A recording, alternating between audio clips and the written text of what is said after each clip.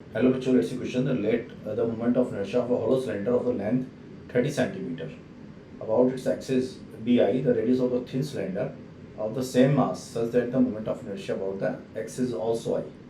तो अपन तो पहले ये मान लेते कि अपने पास ये hollow thin cylinder हो गया, ठीक है, ये hollow thick cylinder, इसका रेडियस है बाहर वाले का R1 और अंदर वाले का रेडियस है R2। तो इसका मोमेंट ऑफ इनर्शिया कितना हो जाएगा, इसकी डेंसिटी जो होगी वो हो जाएगी m इंटू पाई R1 का स्क्वायर माइनस R2 का स्क्वायर इंटू L, ये हो जाएगी। तो जो मास होगा m1 किसका मास ले रहे हैं अपन, बाहर वाले का मास m1 ले रहे हैं, बड़े वाले का, छोटे वाले का लेते हैं कितना m2। तो मोमेंट ऑफ इनर्शिया जो इसका आएगा वो आएगा I कंप्लीट कौन सी रेडियस का, R1 का, माइनस I रिमूव्ड किसका, R2 का, क्योंकि कैविटी बनी हुई है।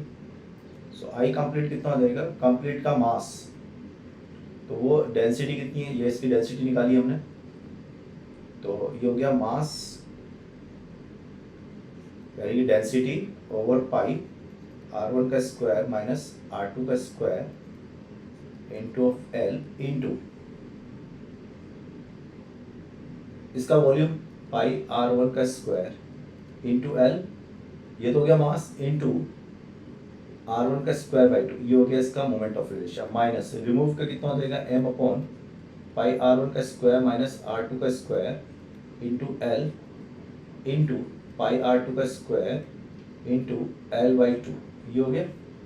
यहाँ से ये सारी चीज़ें तो कट जाएंगी बच्चों, तो बचेगा क्या, ये m इंटू R1 का स्क्वायर प्लस R2 का स्क्वायर बाई 2, ये आ गया आपका वोल्ट। और अब हम ये मान चल रहे हैं कि हमारे पास ये एक होलो थिन